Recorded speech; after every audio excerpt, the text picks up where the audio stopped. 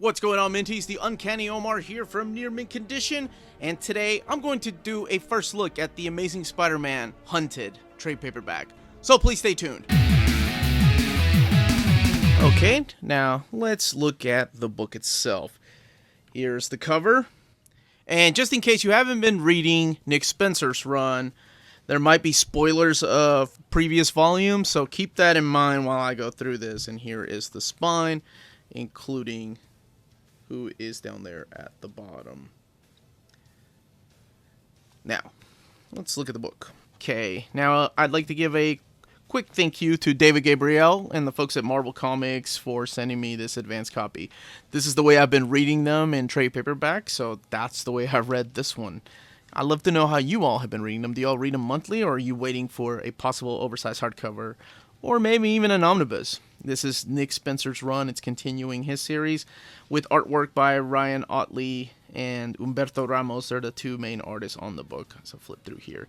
Collecting issues 16 through 23 and issue 16 HU, 18 through 20 HU. So those are individual issues. So about 12 issues. The retail price is $39.99. You also get artwork in here by Ken Lashley, such as this gorgeous artwork. Chris Bacalo, or Bacalo, however you want to say his name. And Rafael Sandoval, just to name a few. Who really draws an awesome Spider-Man, by the way. So pretty much the premise of this, without giving too much spoilers, is that Kraven, whether it's the new Kraven or the original Kraven, I don't know, I'm not going to give that away. This is Chris Bachalo's issue, by the way. Take all the animal-like villains from Spider-Man, such as the Lizard and Rhino, and they put them in a dome inside Central Park in New York. That's all I will say about that. And it's a pretty interesting story. It's a pretty interesting take on the idea of the hunter. So let's look a little more through here. Here's the HU issues. These are pretty much the hunted issues. They go kind of read in between.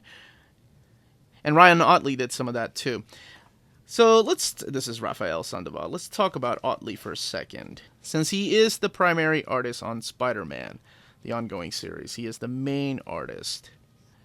I really think his artwork is really good, with the exception of sometimes his faces. Let me show you some examples here, if I can find any.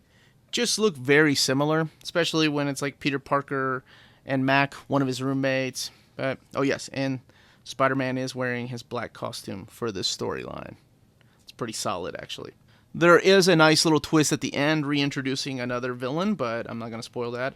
Here's all the sketches and variant covers, the interconnecting variant covers. There you go. That one is by Bagley, who is probably known as the Spider-Man artist. I know most of us, like myself, I probably think of McFarlane or Steve Ditko, or even John Romita Sr., but I mean, to a lot of people, to a lot of kids, Ultimate Spider-Man was the segue comic book to get people into reading Spider-Man. Damn, that is a gorgeous... That's Daniel Acuna. It's a Marvel's 25th anniversary tribute. Hopefully all those covers will be collected in the 25th anniversary hardcover coming out next year. Here's the original Kraven's Last Hunt Epic Collection, which I just found out is out of print. I didn't realize that, so maybe they'll put that back into print. You got your typical glued binding from this trade paperback. The paper quality, however, is not as thick. It's not thin, like you can see the art from one side when you have the light up against it. But, I don't know, it just seems a little bit thinner. Maybe, I seem to recall that the first trade paperback, which Amanda and I reviewed, had the same issue. I guess it's not really an issue. And it also had a flimsy cover, too. This one doesn't seem to. This one doesn't seem to fold over as much.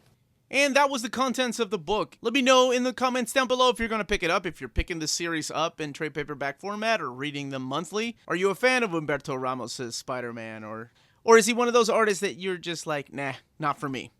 Again, this was the Uncanny Omar. Thank you very much for watching, and remember, if it's classy and cool, it must be near mint.